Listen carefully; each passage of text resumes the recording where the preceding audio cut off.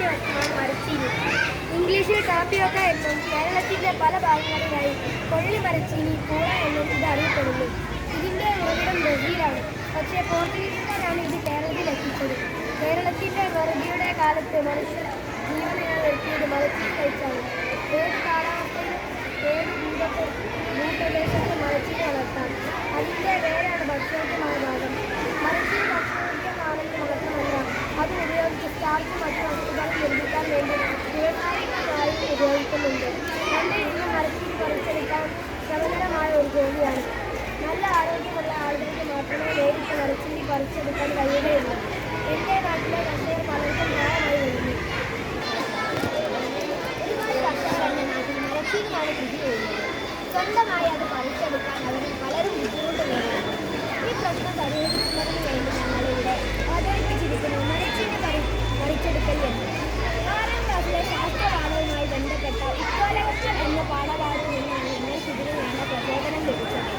അതിൻ്റെ അടിസ്ഥാനത്തിൽ ഞങ്ങളുടെ ക്ലാസ്സിലെ ശാസ്ത്ര അധ്യാപികയുമായി ഈ പ്രശ്നം ഞങ്ങൾ ചർച്ച ചെയ്യുകയും അധ്യാപികയുടെ മേൽനോട്ടത്തിൽ ഞങ്ങൾ ഈ യന്ത്രം തയ്യാറാക്കുകയും ചെയ്തു. 1 ഇഞ്ച് വണ്ണമുള്ള ഇരുമ്പ് പൈപ്പുകളാണ് ഇതിനു വേണ്ടി ഉപയോഗിച്ചത്. മുകളിലത്തെ 2 ഭാഗത്തും പിടിക്കുന്നതിനായി ഒരു ഹാൻഡിൽ ഘടിപ്പിച്ചിരിക്കുന്നു. താഴെ മണ്ണിൽ ഉടഞ്ഞു പോകാതിരിക്കാൻ ഒരു കമ്പി ഇല്ലെങ്ങനെ ഘടിപ്പിച്ചിരിക്കുന്നു.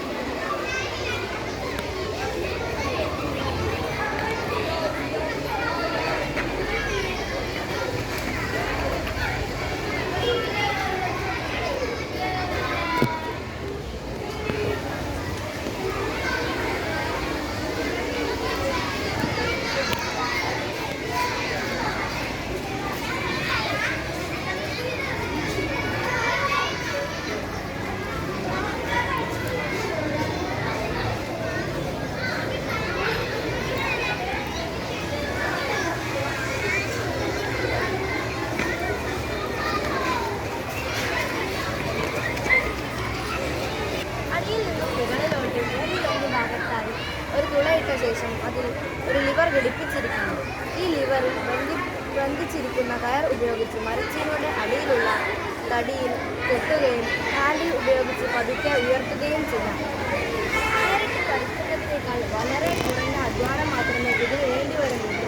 ഞങ്ങൾ ഇതിനു വേണ്ടി ഉപയോഗിച്ചത് വീട്ടിലെ ഉപയോഗശൂന്യമായ സ്ഥിരമേശയുടെ പൈപ്പുകളാണ്. ഇതിനടുത്തുള്ള വെൽഡറുടെ സഹായത്തോടെ ആവശ്യമായ രൂപമാറ്റങ്ങൾ വരുത്തി